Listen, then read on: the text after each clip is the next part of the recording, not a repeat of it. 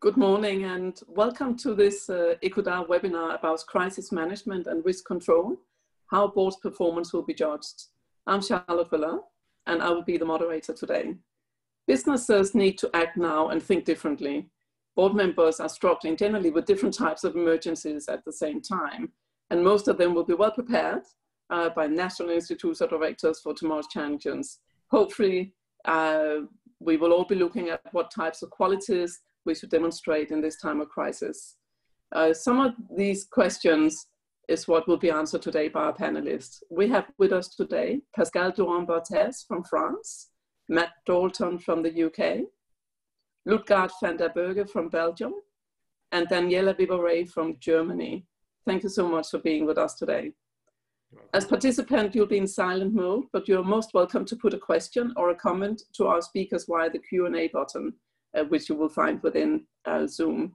Before giving the floor to our first speaker, I want to inform everyone that this webinar is being recorded. Beatrice, the Director General of ecoDa, will pick questions at the end of the webinar that our panelists will answer to. My first question to my panelists is the following. Have board members worked differently in the past 3 months? What changes have you observed? Do you have the feeling that they were well prepared for business continuity planning? And maybe if we could start with Lutgart, please. Thank you, Charlotte, for your question. I do think indeed that we've experienced quite a lot of changes in the way boards are working. What I witnessed in a nutshell is that you're a non-executive director in a board. This is a part-time job, but you need to have a full-time duty. This has certainly implications for the availability and the commitment of board members that we will learn, as we have done, for instance, in the financial sector some time ago, with the limitations on the number of board mandates that you can have. I think the first and the most important witness or experience that I have is that you need to be available on a short notice of time. You need to assemble and react on quite a lot of more information than before. You have much more meetings than before. And most of them, as we witness today, are in a digital form. So you have to learn, whether you have experience or not, to work in a digital way for board meetings that are assumed maybe in former days, not to be able to have them just behind closed doors. So we've learned a lot in the previous month, I think, in this respect. But the most important aspect of this new way of working is that we are shifting gear on board matters. We need to be much more involved in managerial and operational matters than before. And we need to stay closely involved with the daily operations. We need to support more management than we need just to control them. And this is not only the case in my own experience in Belgian boards, but I see this also proven just recently with some academic research from the European Corporate Governance Institute for the US, where they proved indeed correctly that the monitoring role today is maybe not the first role of a board, but that it's much more a supporting and advice board and maybe also less strategically focused. We need to be the sounding board whenever necessary. We need to reflect more proactively on potential response plans to crisis situations, much more hands-on governance than before. But of course, we need to be much more alert also. We need to keep calm, but stay alert. Sometimes we will need to calm the management because they are really in the heat of the fight. We need to learn to live more with risk, which has implications on the way you handle budgets, on the way you handle scenarios. You need to focus much more on the risky situation. You're not sure that you will get even close to the budget. So how will you handle it? How will you develop mitigation measures to cope, to become more resilient?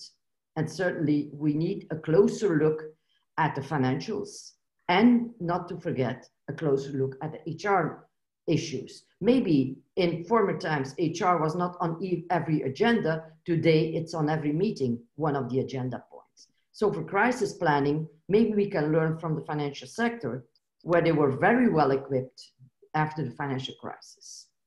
But this is in a nutshell, I think, how we need to navigate through this corona crisis. Thank you very much, Lutgart. Daniela, what is your comment to this? Well, first of all, many thanks, Charlotte and Lutgart. I totally agree with Lutgart. We have much more frequent meetings and decisions, and more informal meetings also. But at the same time, what I'm missing is that aspect of closeness. We are having more meetings, more documents, and yet we are feeling, or I feel, less close, because when you walk the floors, when you meet upfront a meeting, when you meet after a meeting, after a formal meeting, there are so many things you exchange. And my fear is, my concern is, if that goes on too long, I mean, we've been handling it now for almost 4 months soon enough, that connection that you have with the executive board members changes. And right now, this is what we would need to have, is a close relationship to those executives under so much fire. What is also very different is the priorities. We have to completely redo our priorities. Definitely health and sanitary requirements were really, apart from certain industries, never a major concern, now are a major concern for everybody, for really everybody. Liquidity, Lutgart mentioned that is of course a question of survival. Yeah, who didn't handle liquidity quickly enough was done. It is not only the employees, but it is also the customers. The customers, in times of stress and such a changed economic environment, change their priorities as well. So we have to adapt not only our broken supply chains and the relationship with our employees, but we also need to relook at the customers and reevaluate what their preferences are now and how we can adapt our products, our services to these new requirements of the customers. That is, I think, a major concern I would have in that respect. And as regards preparedness, I would say it's almost impossible to be prepared for this type of situation.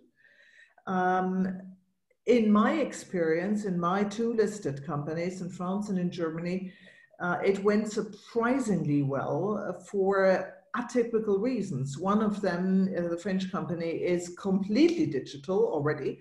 So to switch completely, also with the workforce, was less of an issue. And the other company definitely was not digital, but their financial sector company, we had looked at so many sectors, we had improved our loan management unit considerably. So that was extremely helpful in this situation. So I may have been lucky, but these aspects definitely need to be taken care of in the future as to how we can prepare better. Yeah, there needs to be a rule book or so.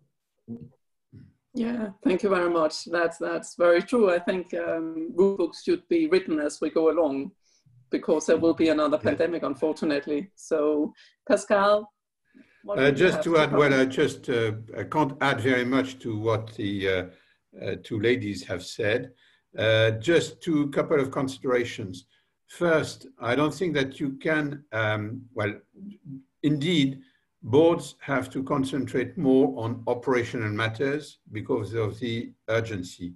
However, all these operational matters need to be put in a long-term perspective because they will be demanded to do so. You can't get, cash is very important. You can't get financing unless you are prepared to show a reasonable scenario for the future. And that is strategy, and strategy is the role of the board, and where the board brings a very useful complement to the BODs, to the executive. The same with all the other issues, you know, restructuring your supply chain. You need to have a medium-term view at least, working with the workforce, getting the workforce back to work, the same. you have to explain to them what is their future, their foreseeable future. And it's the same with the customers. You know, if you have to deal only with your customers getting bankrupt and how to get them to pay if they are late on their payments, you need at the same time to rethink your customer base for the midterm. The other thing to look into the other question, were boards well prepared? In the large companies, you know, the top of the listed companies, the average seniority of board members is 6 years. So most of them have not seen, as board members, the previous big crisis, the financial crisis of 2007, 2008. However, they are not greenhorns coming into business now. They have seen that from a different perspective, mostly when they were working in an executive position. So, of course, the crisis, and there is no company that has not gone through a crisis of any kind for the last 10 years, even if it's more sectorial, even if it's more individual to the company. So I don't think that we can anticipate that we can train people for the next crisis. I don't think it means any, because all what you have foreseen is bound not to happen in any case, because the things are different, they are unexpected, and they will take place differently. So I think that by and large, people have been more or less well prepared to that. It depends very much on the companies, on the individualities. It's not the same thing in a large listed company and in a family group. But in any case, and I think it's a question we'll see later, they will probably need to rethink the composition of the board for reasons which come out of this crisis, not only for anticipation of the next crisis. Thank you very much, Pascal. And Matt? Thanks, Charlotte. First of all, very excited to be here on the webinar. I think it's a very topical subject at the moment. I'm from Mazars. I'm a partner in Mazars. I lead our consulting team here in the UK. I work with a number of large international businesses. And what I've found is that all boards have been forced to work differently. You know, we're using Zoom today. We use Microsoft Teams. Interestingly, I've just recently done a risk management review for a FTSE 250 business in the UK, and I presented the findings to the board. And for me, it was a lot easier to get time with board members and people because they're at home. They weren't rushing around the city from meeting to meeting. So there was more time to prepare. And I think that was a really big plus point from my perspective. I hope that does continue. But I do share Daniela's comment around being around the water cooler. You do need that interaction, that informal interaction. So we just need to think through. I don't think it's an and/or subject. I think we should have more virtual meetings, and we'd also need those physical meetings as well to make sure we have that connection. In terms of business continuity, to me, this all fits within an organizational resilience framework. And fundamentally, this starts back at risk management. And I think the challenge with most organizations, if you look at COVID-19, the scale of this crisis was so broad, and the likelihood of this happening was so remote that most people didn't think would ever be the whole globe would be in lockdown. So they weren't prepared for it. They may have had BCP plans, but however, they didn't have them for this particular scenario. Or if they did, they clearly were not tested. I think the clients that I work with, what's been quite refreshing is how quickly clients have adapted and innovated and be able to respond to this very, very quickly. I've got some companies I work with, and I was talking to an FD yesterday. He's got a team of 100 people. He lives in a different part of the country. He was told he had to commute every single week, and he couldn't work remotely. This forced change has enabled them to completely change their business processes and the way they do things for the better. And yes, there are challenges around some of the controls and things, and you need to work around that. But I think there's some real positives that come out of that. So back to resilience, I think building resilience is really imperative for any organization. And I use the word agility. I think those organisations that are more agile, they can have more performance, better improvement, and I think they're the ones that will come out of this crisis in a much better way. Thank you very much. I mean, clearly the overall duty of care for board directors of organizations seems to have increased with so many more stakeholders involved in a pandemic that can potentially be touched by it if we don't get the right things in place. So my next question is around this crisis, what might sort of escalate the debate on what it means acting in the best interest of the company. So corporations embrace this opportunity for more inclusion, especially of the workforce, and will board members change the way they think in this new normal?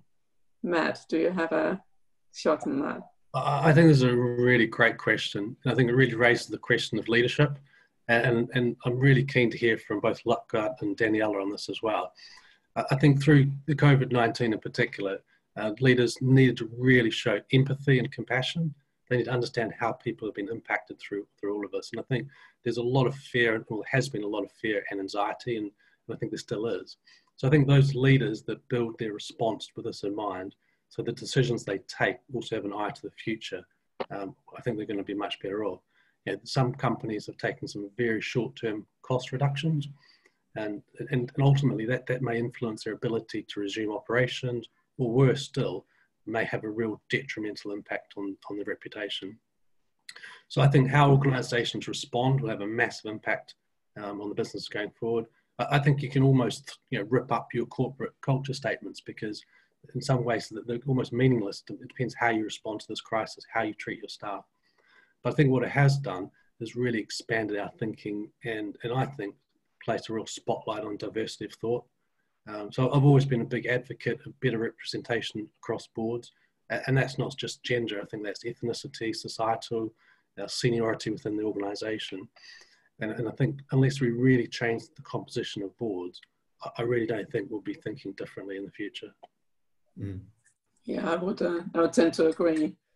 Pascal, what do you have to say here? Well, in general, I'm a little skeptical about this idea of the brave new world after, where many things will have to change. And I think that boards of directors will have to keep an eye on a balance sheet, and that will be very important for their modeling their behavior. I also think that the crisis has more been, or will have been, it's not in the past already, will be more a catalyst of existing trends. The idea of change, of looking at the purpose of the company. It's a trend which has been going on for a few years, and it will probably be accelerated by the crisis more than result from the crisis as such. The changes in the work organization, they were already starting. We are moving away from the old military type of organization, where you have a general who's commanding colonels, who's commanding captains, and so on, down to the private soldier. This has changed a lot because people are more qualified, and because you have less industrial plants to run. So this will obviously be accelerated, probably with a zest of added teleworking. Teleworking is something which was not new either.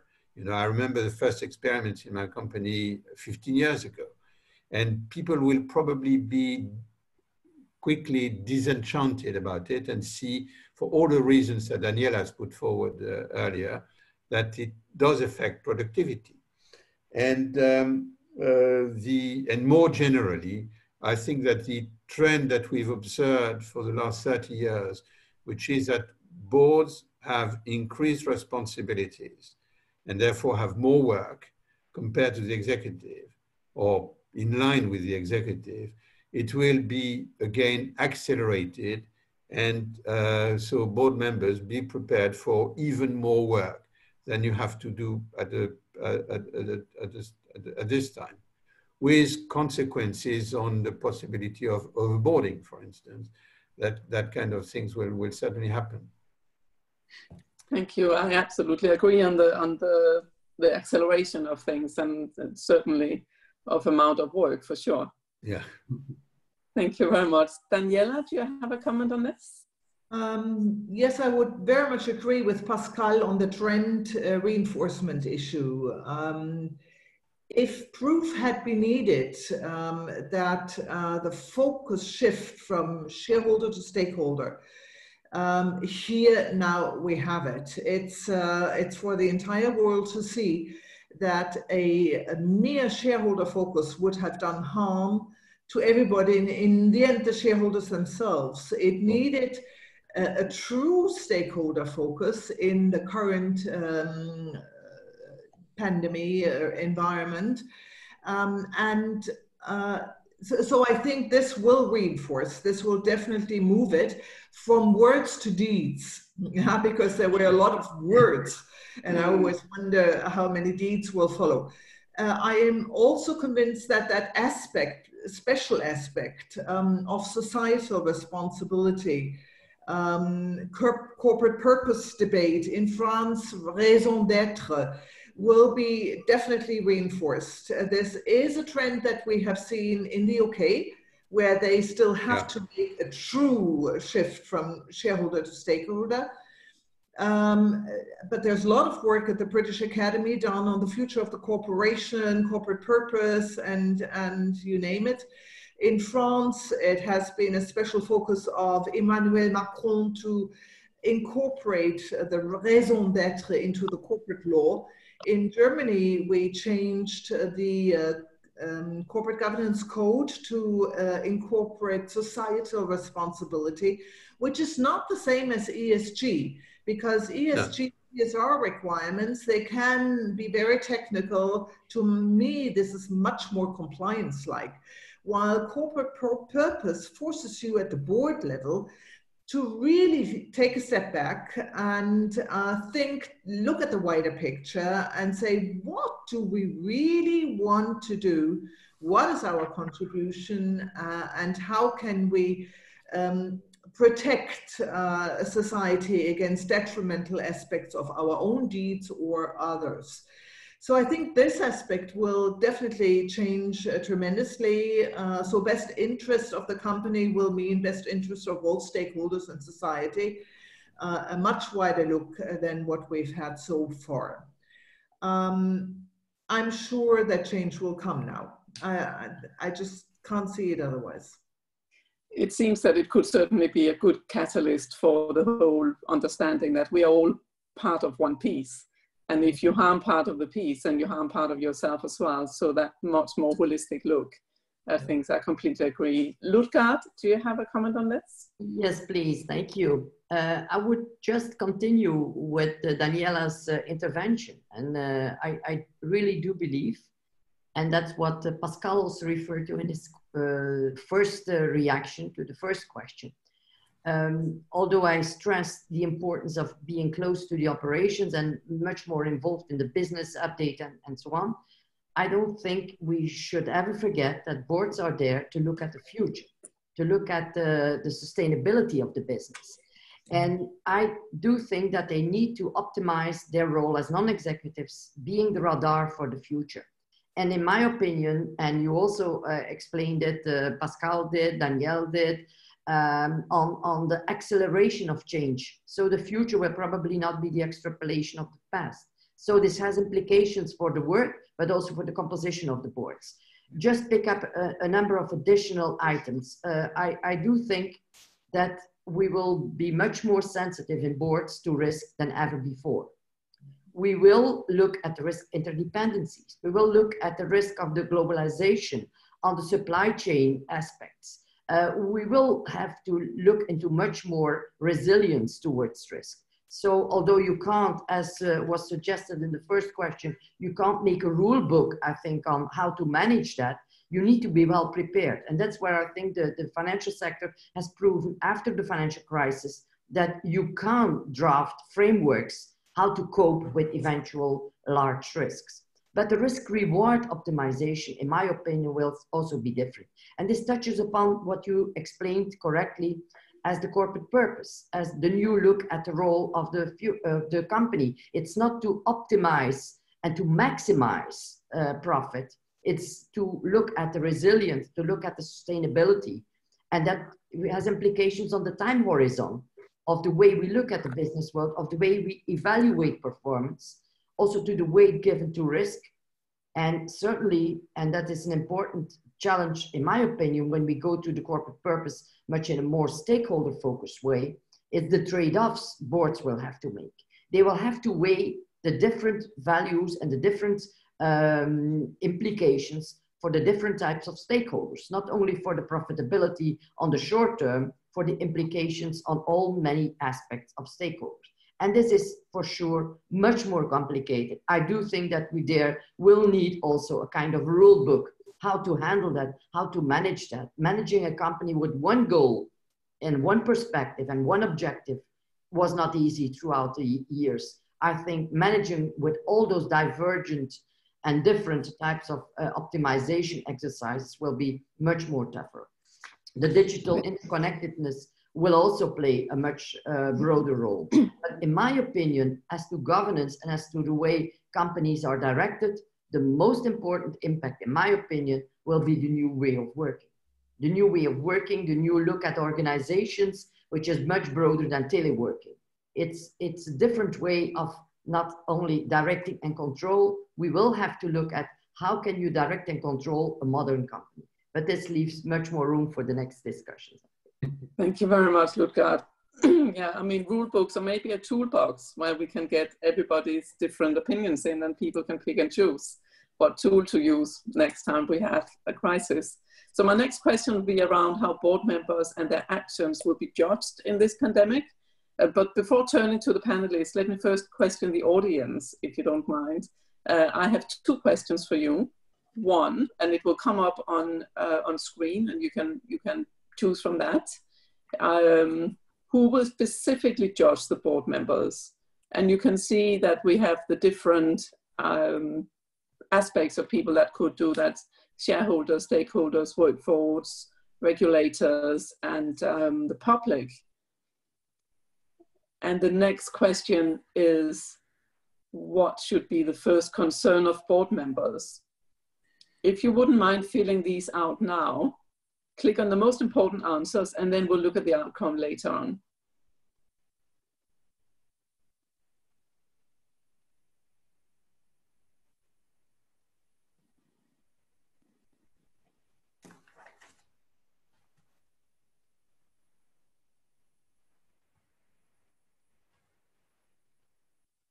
Thank you very much. So back to the panelists and their opinions. How do you think board members will be judged? Do you feel there is a higher risk of personal liability to company directions during this pandemic? And if we can start out with Daniela, please. Well, the simple answer would be there is no room for board members who cannot handle online documents and meetings. I think Lutgart, you had mentioned that already. This is quite clear. And there are still many around who are not able to deal with these issues. I think board members now have to be much more reactive and flexible and also available. So I would hope that there is more of a debate on overboarding, which is massive. Still mainly with male board members who hold numerous positions. I think there is a need for way more out-of-the-box thinking. The board members have to be more courageous, in my mind. But does that have the consequence of an increased degree of liability?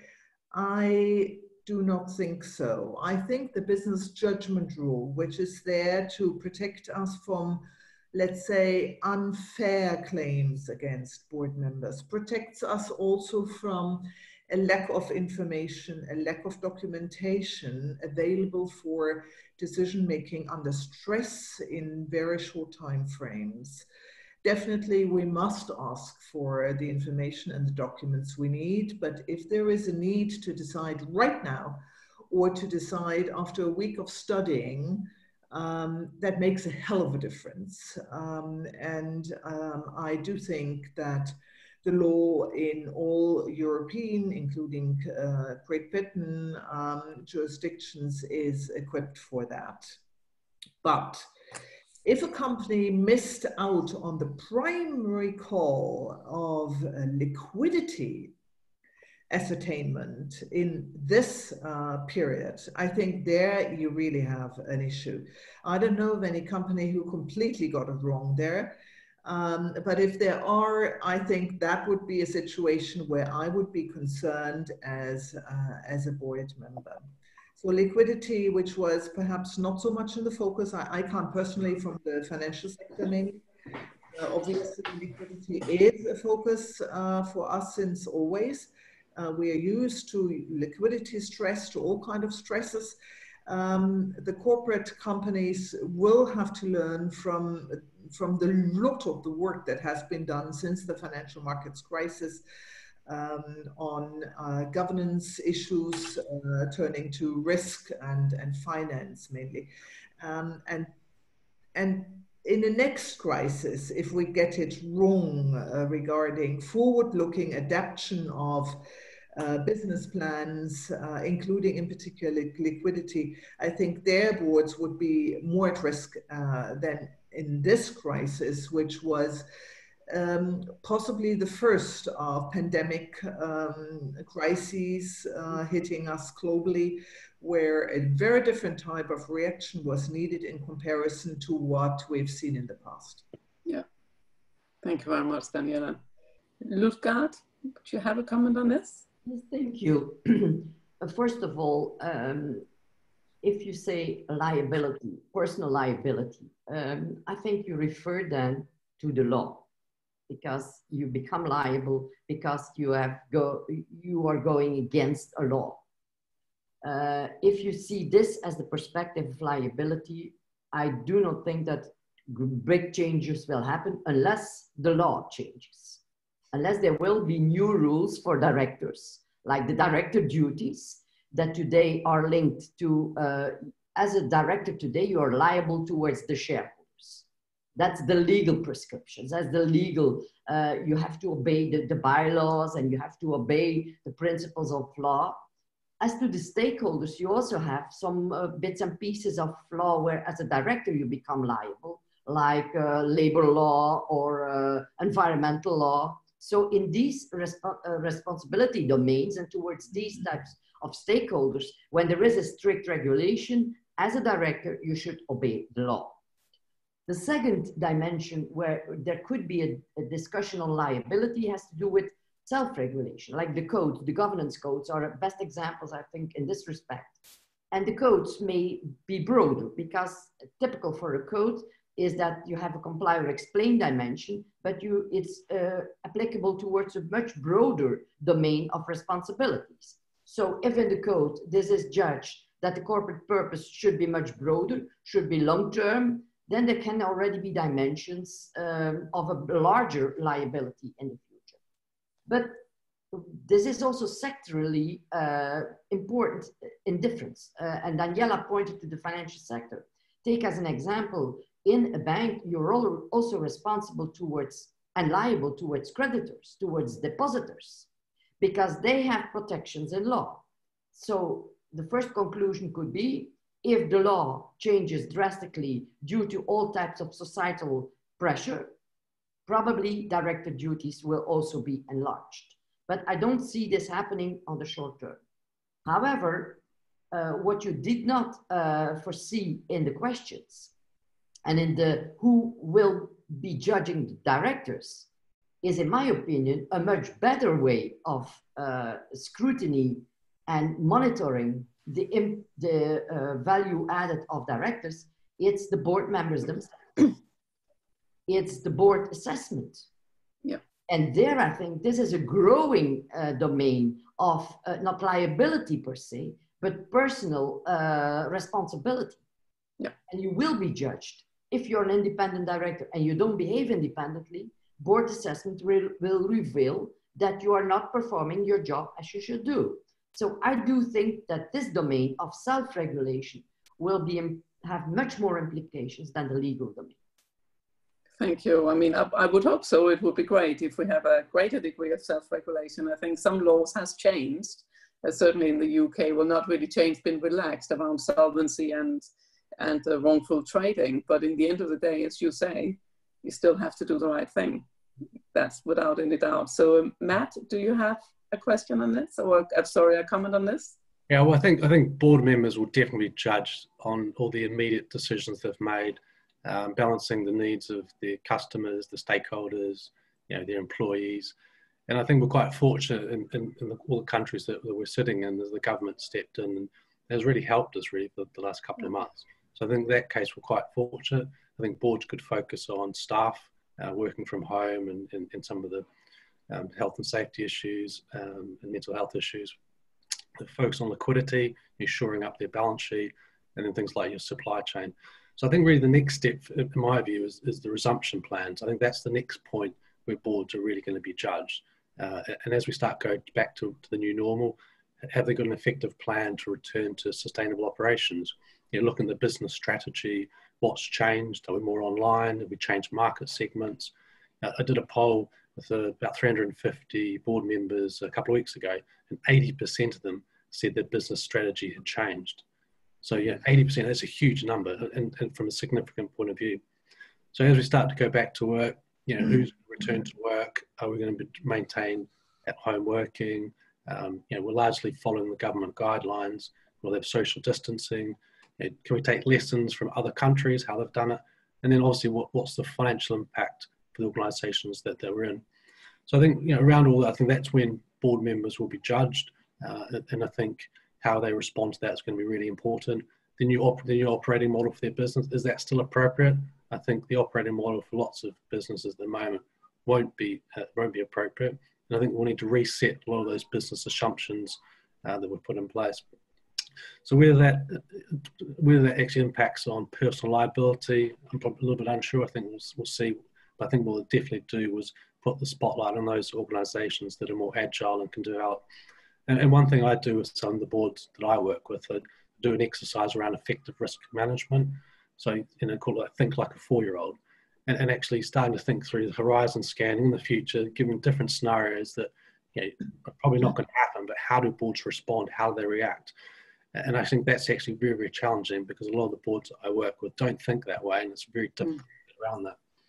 But I do think we do need to start thinking about those different future scenarios, and I think COVID-19 has been that almost like an opportunity to force us to do that. Yeah, it has. And I think this is certainly a time where, again, around the whole diversity, I think getting next generation board members coming in along with us, trying to get the younger generations onto the table, and we should take a responsibility in developing those next gen board members. Who else can do it, really? Now, Pascal, do you have a comment? Well, thank you very much, Matt. As a lawyer, I will concentrate on what Lutgart said earlier, i.e. if you are liable, it's mostly because you've broken the law. So that leads us to the other question, which is who is going to judge the board members? I think that in the immediate future, the main focus will probably be on the workers. We can see that many of the, at least in France, that many of the board directors are worried about their criminal liability risk related to getting people back to work without respecting the very difficult sanitary conditions which are imposed, and which are imposed with a strong level of uncertainty. So that's one thing, but it is something which will apply certainly more to the executive than to the non-executive directors. The liability in general of non-executive directors varies from European country to European country. I think that NEDs are more exposed in the UK than they would be in France or in Germany. In Germany, the management board members are a lot more exposed than the supervisory board members, and so on and so forth. But in any case, I think the executives are more exposed to that first kind of liability. The second kind is who's among people who's going to judge. Well, the shareholders in Europe, I think we are a lot safer from that point of view than, say, in the US. We don't have a massive class action industry, which is working in Europe as yet. So by and large, I think that more, I have the same feeling than the others. It's more, by and large, I think the non-legal liabilities will be more important than the legal liabilities for the directors. However, there's one caveat, which is that we will see inevitably a large number of bankruptcies, and directors have a strong personal liability in these situations, especially if they don't either themselves or get the executive go to court to get the protection of the law early enough. Very often there is a tendency to hide yourself and think, well, something will turn up, things will go better once we've gone round a specific corner, and they don't. And their liability may be put at stake. So to answer the second question, what do the directors need to concentrate on now? I think that two items. They have to look at the condition of work, whether they have to challenge the executives to see if the proper safety conditions have been put into place. And they have to watch the continuity of the business. And I don't think that the auditors will contradict me more carefully than they did before, because the auditors themselves have a liability there of some kind. Thank you very much, Pascal. So I think we now have a result from our poll. If we can have a look at the answers of our audience, please.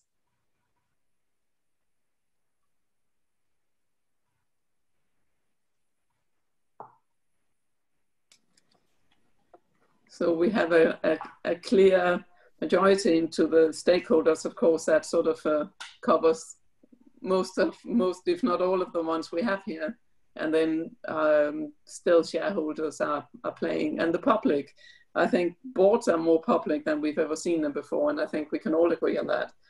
Certainly 15 years ago when I started being a board member, I didn't see boards in the news just quite as much as we do today.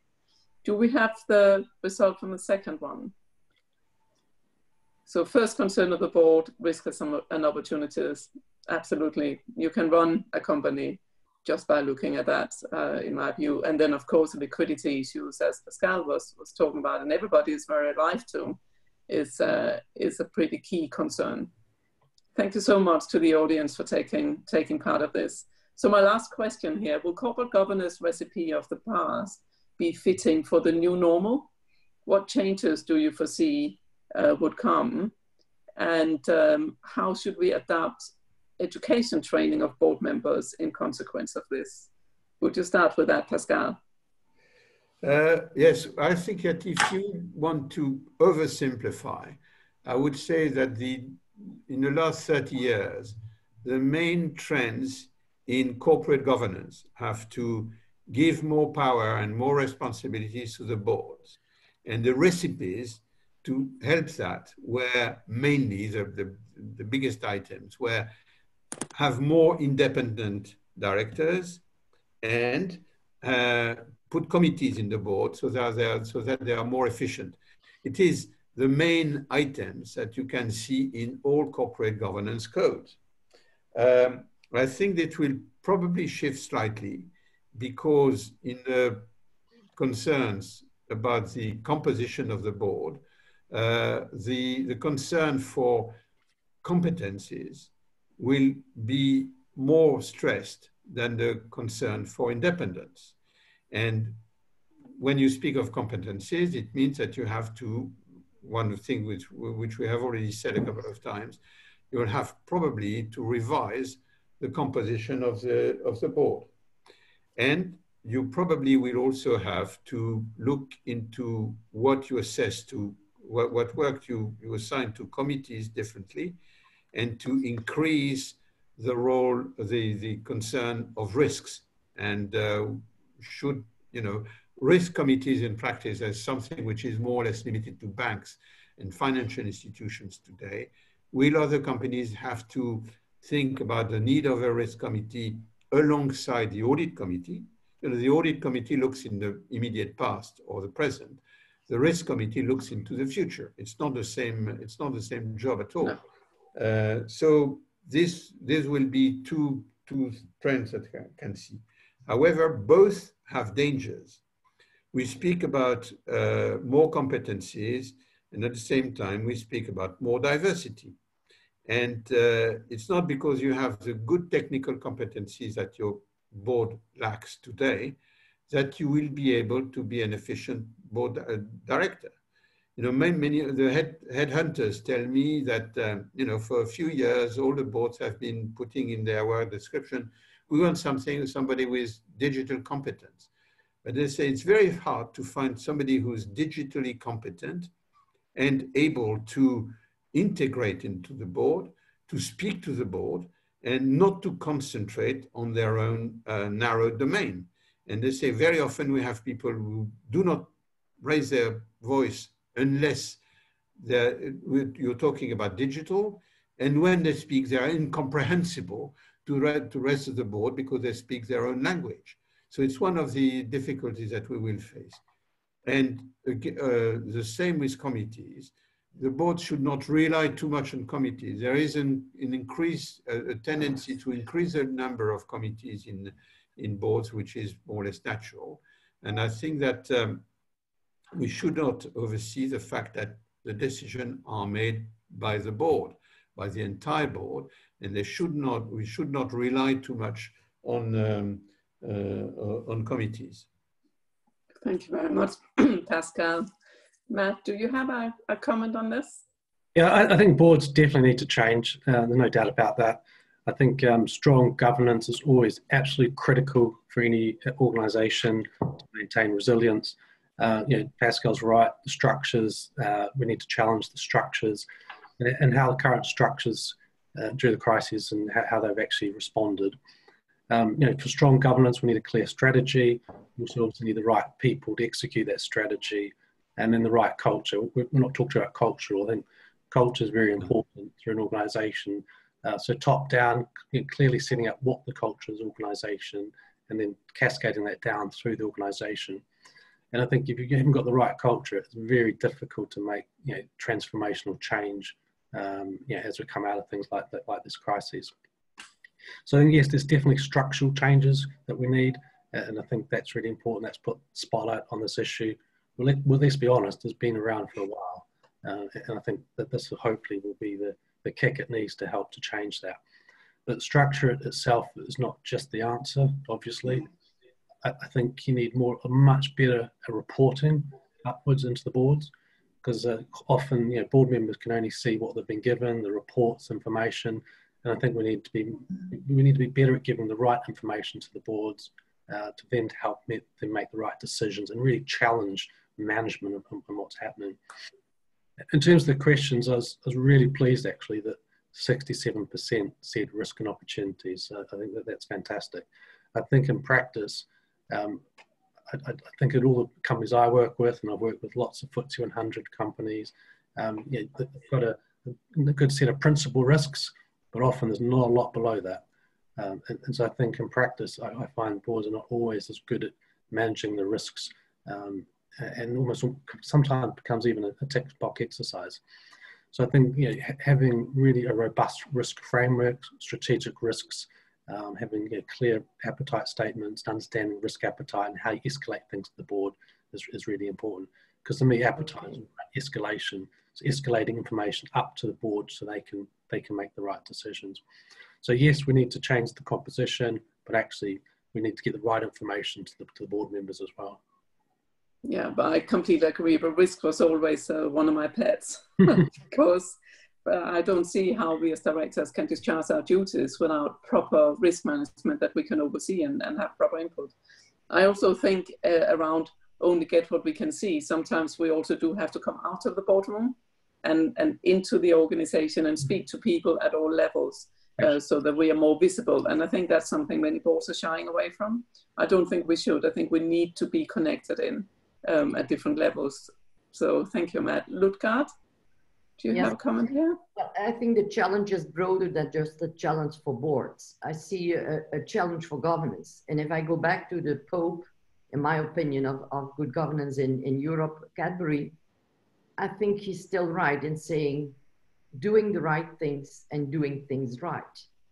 But the definition of what is right has changed over time, I think. And we should acknowledge that we need to adapt governance. For instance, if he was referring to governance and the work of boards as to direct and control, I think we will need to review that. And there's a role for ecoDa and for the director institutes throughout Europe to reflect on what needs to be done to modernize that thinking. Like controlling will be different. If you work with people who work at home, it's not their attendance at meetings, it's not their attendance in the office that is a measure of their output or of their input. You will need to look at how do you evaluate performance of such a team. That's a very important challenge for governance. You will need to work much more in partnerships and much less, I think, in hierarchical legacy situations. So you will have to review that. Of course, we touched upon the risk, and the risk committee could be indeed a new add-on, but I do agree with Pascal. You need to be careful about committees, and the same holds for socially responsible business. I think you need to include somewhere in the board's agenda, much more attention to that point.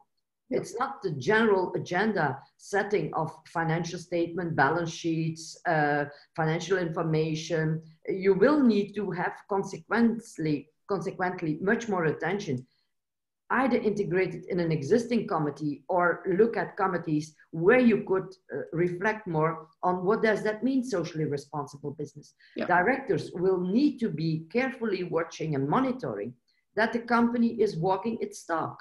It's nice to have communication. It's nice to have reports about ESG or CSR or responsible business, but you will be judged as a director whether you walk your talk.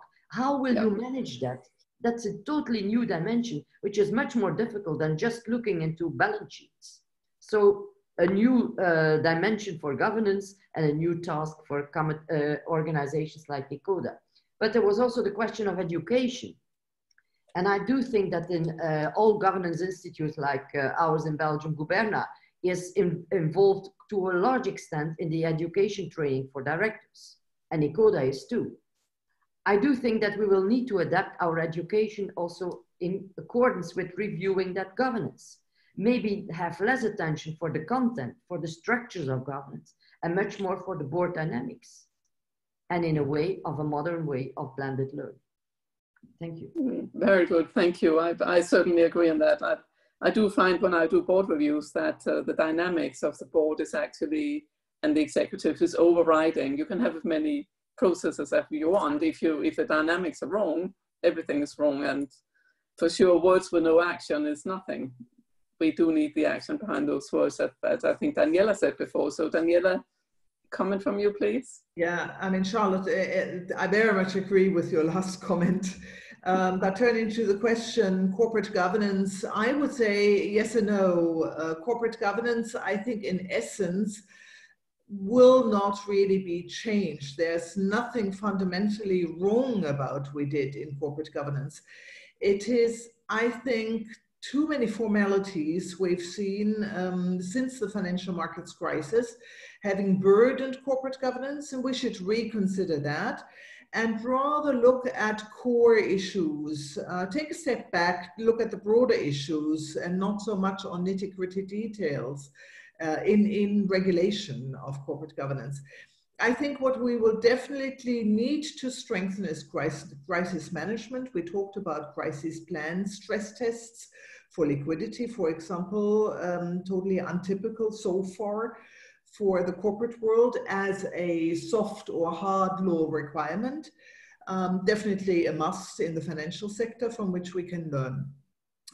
Non-financial risk, op risk, reputation will all take a much more important role in my view. In that we will see the interconnection between many more governance issues and not see them in an isolated manner. Non-financial risk, reputational risk, or in our case now, reaction to the sanitary health concerns. It has all to do in the end with non-financial risk issues. And boards so governance will have to think more forward-looking, how to hedge against unforeseen risk, which is, for me, a return back to our first question. There's a demand for more flexibility, for more availability, for more out-of-the-box thinking, not always do the same thing, not always follow the same list of topics, but leave room for broader debate as to what the corporate purpose is, as to what the future of the adapted business plan is. That to me is very important. And I would also like to highlight, as Matt said, it's good to see that risks and opportunities in light of what I said is the major topic seen by our audience, because that is exactly it, risks and opportunities. Thank you so much, Daniela. I completely agree on that. Now we can go to the audience. We just have sort of 4 or 5 minutes for questions. So Beatrice, if you would pick some, I think there is 20 or so questions, so we can't reach all of them, unfortunately. But if we can try to get through a few of them. Yes, Charlotte. In fact, our audience is really active. I will pick 2 questions. First of all, the first question is, if the board will become more operative, what will happen with the accountability of the CEO? Anyone wants to answer to that? Accountability of the CEO, how that changed? Yes, because of the board becoming more operative. Well, we can never do without the CEO, definitely. Yeah. So that we must also be aware that there's always one person who must take a decision, possibly quicker and thus with more courage than outside of stress environments. So even though there may be a different type of cooperation required amongst the board members, this should not impact the decision-making process necessarily, I think. Pascal, you was well, from a narrow legal point of view, I would say it depends very much on the legal context of the various jurisdictions. And again, a board member in the UK is a lot more easily exposed than, say, a supervisory board member in a German company, or a French, or a board of directors member in a French company. Also, it will depend on the fact that if your liability is sought, again, sorry, I'm again being a lawyer, if your liability is sought, very often the liability of people who are thought to be the ones who have made the decision or influenced the decision are picked up by the people who complain. So it all depends on the situations. I don't think there is a general rule to be drawn from that. Thank you, Pascal. Maybe if I may, just one short intervention. I do think that we have been describing a crisis situation. That doesn't mean that this is also to be extrapolated in the future. Yeah. Thank you. Let's try another question and then start with Matt, if he's happy to answer the next question. Let's see what it is. The next question is, do you foresee an increase in the role of regulators? I think there's definitely going to be an increase in the regulators. We're seeing that particularly in the UK. The FRC is asking for lots more oversight of risks and controls and board members and what boards are doing. In the UK, there's the audit reform legislation that's been pushed through with the Kingman report and the Bryden report. So we're seeing lots of change around all different types of stakeholders. And I think that's just going to come out from the Institute of Board Directors as well. So absolutely, I think there'll be more regulation, but I think most importantly, it should be market tested. I think we should be doing these things anyway. And I think that's the important thing. I see Daniela's shaking her head. I don't think that regulators will have a lot to say as a consequence of this crisis. They will possibly reinforce in some countries outside of Germany, because we have the stakeholder focus so much embedded into our law. There may be a focus of embedding the shareholder approach much more than the shareholder approach. But apart from that, I do not think that the regulators regulating boards and companies in a broader sense will do a lot. Perhaps health organizations, health institutions will pick things up, and that may make sense, sort of to develop some kind of rule book for future pandemics, for future health crises. But the regular corporate governance type regulation, I wouldn't expect it, and I would certainly advise against it. Thank you very much. I'm afraid the hour is up now, and we'll have to be closing this webinar, but thank you so much to all the panelists for being here. Thank you so much to our audience for being here too. That's how we can share our knowledge and hopefully all come away wiser than we were an hour ago. Thank you so much. And to Beatrice and ecoDa for organizing this. Have a lovely day. Bye-bye. Thank you. Bye-bye. Bye.